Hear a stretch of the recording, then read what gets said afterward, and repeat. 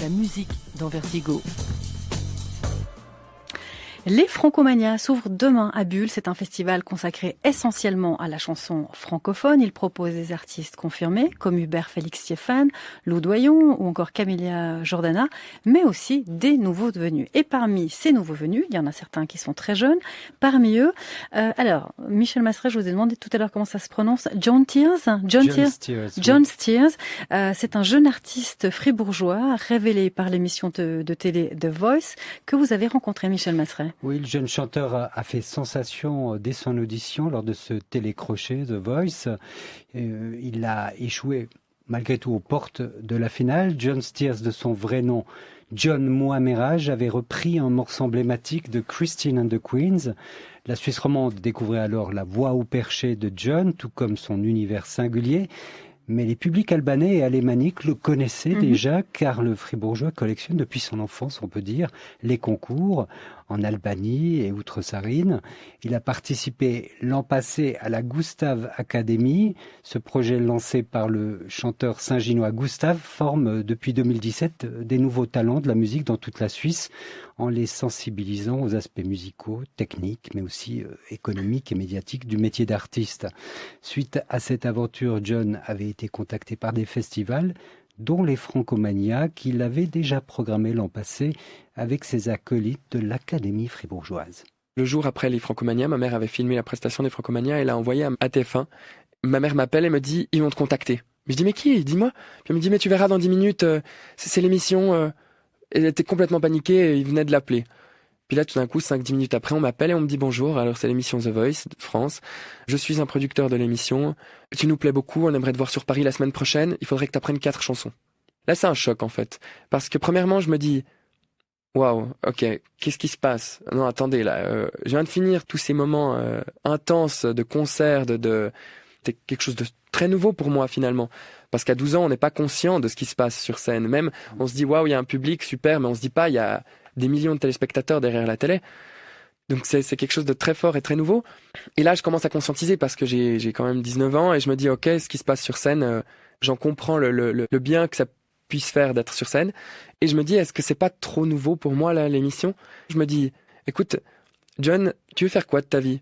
Est-ce que tu as envie de garder une image soignée en ne faisant rien de ta vie et en attendant de vraiment devenir quelqu'un à partir de 40-50 ans, ce qui n'est pas une mauvaise chose en soi, hein. Ou est-ce que tu as envie d'un coup de pouce qui pourrait vraiment t'aider puisque tu sais où tu veux aller artistiquement et tu ferais tout pour avoir ce coup de pouce ?»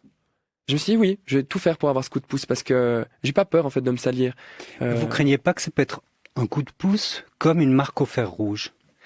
Ça pouvait être une marque au fer rouge, effectivement, si j'avais gagné l'émission, mais clairement.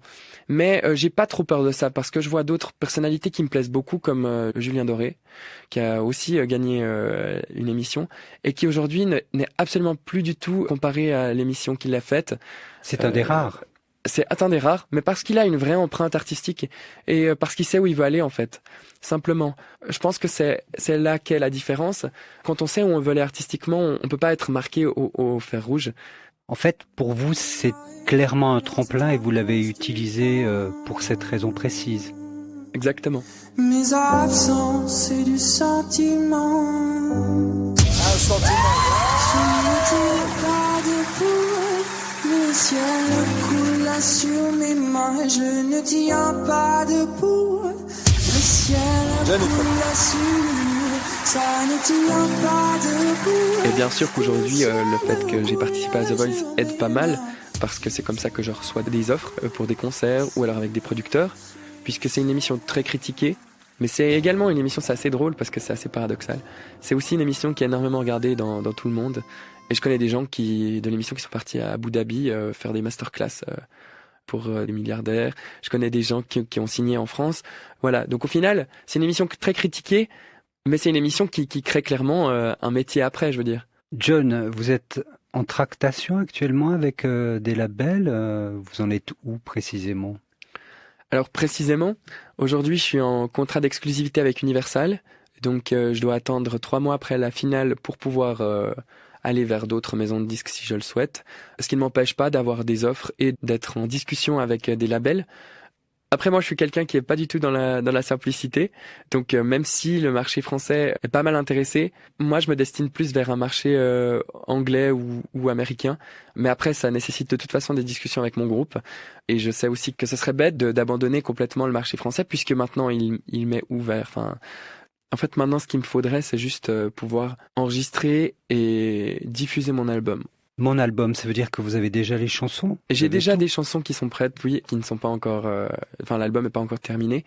Et donc, le rêve pour moi maintenant, ce serait de faire cet album et de pouvoir le produire et de pouvoir le montrer à tous ces gens qui m'ont suivi et qui m'ont tant soutenu. Parce que j'ai eu un soutien énorme de la Suisse, de l'Albanie, du Kosovo, mais aussi de la France. Enfin, je veux dire, ces publics-là m'ont tellement soutenu et je leur dois quelque chose. Je leur dois...